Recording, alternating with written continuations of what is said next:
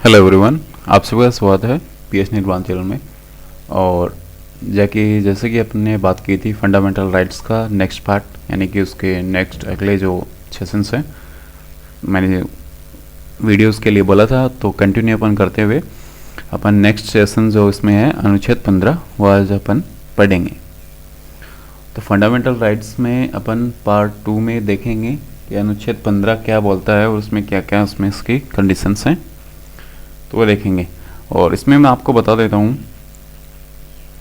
इसमें APFC और UPSC और PCS इन तीन के लिए मोस्टली मैं ये वीडियो रिकॉर्ड कर रहा हूँ। बाकी आप इस और एग्ज़ाम में भी इसको इम्प्लीमेंट कर सकते हो, ऐसा नहीं है कि और अदर एग्ज़ाम में ये यूज़फुल नहीं है। थोड़ा डीपली है, बस ये है और कुछ नहीं है।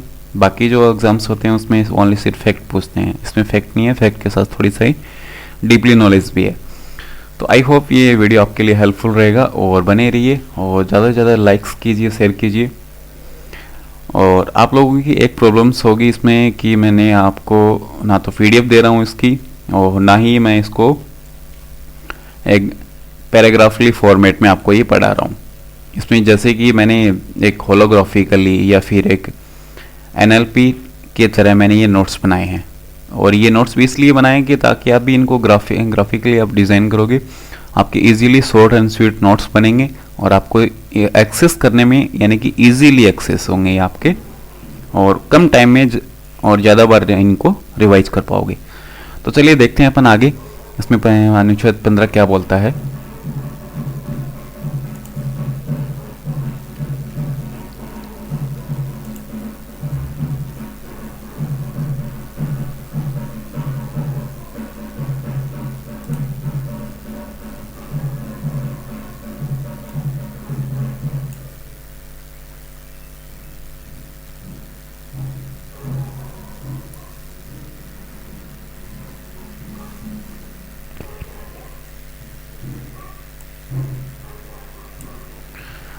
तो अनुच्छेद 15 है, इसमें अपन ने ये बोल रहा है कि धर्म, मूल, वंश, जाति, लिंग और जन्म स्थान, इनके आधार पर आपसे कोई भी विभेद नहीं होगा।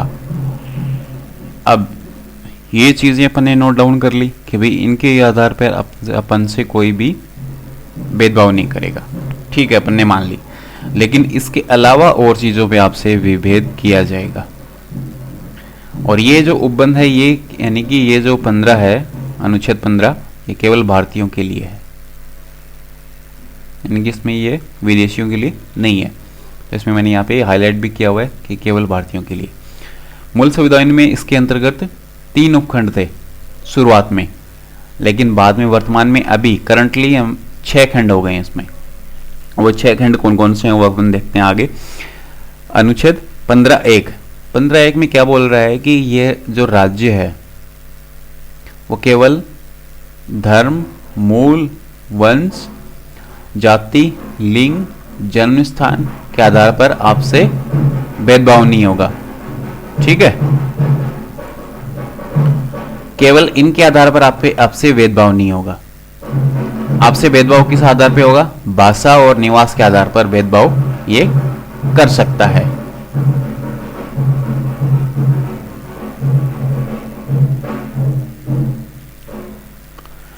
चलिए अपन देखते हैं कि इसमें, ये तो मैंने आपको बता दिया कि इसी के आधार पर ये होगा भेदभाव। अब 15(2) में क्या बोल रहा है कि राज्य जो है वो धर्म, मूल, वंश, जाति, लिंग, जन्म स्थान के आधार पर आपसे कोई भेदभाव नहीं करेगा, ठीक है। और जो है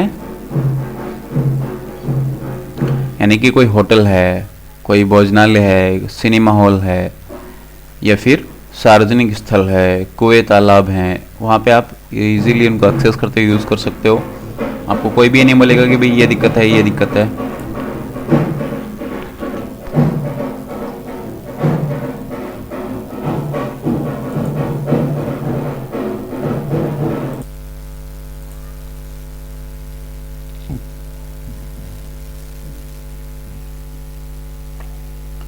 पंद्रह दो में है कि इन यहाँ पे जो सार्वजनिक स्थल है, कहने का मतलब है वहाँ पे आपसे कोई भी भेदभाव नहीं होगा।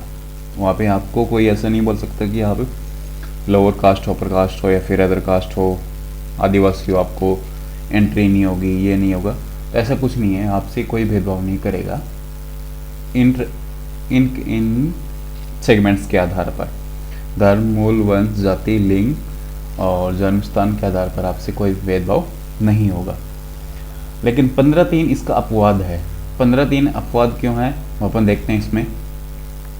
इसमें लिखा है कि महिलाओं और बच्चों के विकास के लिए विशेष उपबंध कर सकता है। यानी कि जो राज्य है वो महिलाओं और बच्चों के विकास के लिए विशेष उपबंध बना सकता है, उनके लिए नियम कानून बना सकता है। तो उसके लिए अपन उसे रोक नहीं सकते। अपन ये नहीं कहेंगे भाई आप इनके लिए नियम कानून बना रहे हो, आप इनका उल्लंघन कर रहे हो अनुच्छेद 15 का, तो इसमें अपन उसको मना नहीं कर सकते। तो ये इसका अपवाद है। अब 15(4) है। 15(4) में क्या है, एक कॉन्फ्लिक्ट हुआ था संविधान संशोधन। पहला जो संविधान संशोधन था 1951 में हुआ था और उसी के अकॉर्डिंग ये जोड़ा गया था। तो इसमें हुआ क्या था कि चंपाकम दोराई राजन एक व्यक्ति था और मद्रास राज्यवाद, मद्रास जो है राज्य, उसको इसने कॉन्फ्लिक्ट किया था कोर्ट में। तो इसमें जो निर्णय दिया गया था उसमें ये बोला गया था कि संविधान संशोधन 1951 में अमेंडमेंट करके 15(4) जोड़ा गया था। उसमें जो निर्णय दिया था और उसमें कहा गया था कि जो पिछड़े वर्ग हैं, पिछड़े वर्ग और जो SC ST हैं, इनके कल्याण के लिए विशेष उपबंध अपन बना सकते हैं। 15(4) में 1951 में पहला जो अमेंडमेंट हुआ था संविधान संशोधन, उसमें चंपाकम दोराई राजन मद्रास राज्यवाद में आपसे ये पूछ सकता है कि इस अमेंडमेंट में कोर्ट ने क्या निर्णय दिया था। तो कोर्ट ने ये निर्णय दिया था कि जो पिछड़ा वर्ग है, SC ST है, जो बैकवर्ड लोग हैं, उनके कल्याण के लिए विशेष योजना या फिर विशेष उपबंध अपन बना सकते हैं। तो कोर्ट ने इसके लिए बोला था। फिर उसके बाद में एक हुआ था अमेंडमेंट 93वां संविधान संशोधन 2005 में हुआ था, जो कि 15(5) में जोड़ा गया था।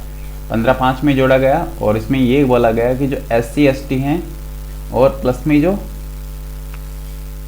जो SC ST हैं, अनुसूचित जाति जनजाति, इन लोगों को जो प्राइवेट गवर्नमेंट के जो बड़े बड़े शिक्षण संस्थान हैं उनमें तो जगह है ही है, प्लस में जो निजी शिक्षण संस्थान है वहाँ पे भी इनके लिए सीटें आरक्षित होंगी।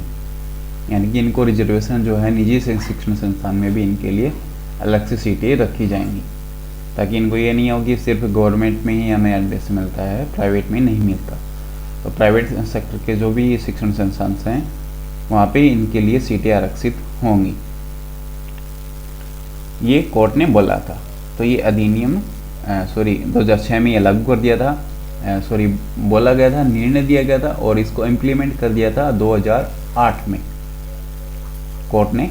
जैसे IIT है, IIM है और भी निजी शिक्षण संस्थान से, तो वहाँ पे इनको छूट मिलती है आरक्षण की वजह से और उनके लिए सीटें मिलती हैं। तो ये पूछ सकता है आपको कि निजी शिक्षण संस्थान में SC ST के लिए कौन सा अमेंडमेंट में ये उपबंध किया गया था। तो ये किया था 93वें संविधान संशोधन 2005 में, जो कि 15(5) में आता है। ठीक है, इसमें क्रीमी लेयर वाला फैक्ट लागू होता है। ठीक है, राष्ट्रपति, उपराष्ट्रपति या फिर इनकम वाला फैक्टर भी है। इनकम वाला फैक्टर 4.5 लाख था और फिर इसे बढ़ा दिया था। ठीक है, फिर अगला है 15(6). 15(6) में 2 अमेंडमेंट हुए थे, 2 बंद जोड़े गए थे, जिसमें 103वां संविधान संशोधन हुआ था 2019 में। इसमें एक तो A सेगमेंट जोड़ा था, एक B सेगमेंट जोड़ा था। अब A सेगमेंट में क्या बोल रहा है ये 15(6)A। 15(6)A के अंतर्गत राज्य को ये शक्ति दी गई है कि 15(4) ऊपर जो अपन ने पढ़ लिया 15(4) और 15(5). 15(5) में क्या है, उनको जो SC ST हैं इनको जैसे IIT हो गई या फिर IIM हो गया, यहाँ पे इनको सीटें आरक्षित हैं इनके लिए। और 15(4) में क्या है, 15(3) में तो वो अपवाद था, 15(4) में इनके लिए है कि 15/4 में इनको पहला जो अमेंडमेंट हुआ था 1951 में वो है, और इसमें बोला गया था कि इनके लिए विशेष उपबंध बना सकते हैं, विशेष इनके कल्याण के लिए, SC/ST के लिए। 15/4 में है जो SC और ST हैं इनके कल्याण के लिए उपबंध बना सकता है राज्य, राज्य को ये अधिकार था, ठीक है। और 15/5 में है इनके लिए कि जो निजी शिक्षण संस्थान है वहाँ पे इनको सीटें आरक्षित होंगी इनके लिए। तो 15A में ये था, 15/6 में इनको ये अमेंडमेंट में बोला गया था इन दोनों के अलावा उल्लेखित वर्ग जो हैं उनको आर्थिक रूप से कमजोर यानी कि EWS दिया जाएगा उनके उत्थान हेतु।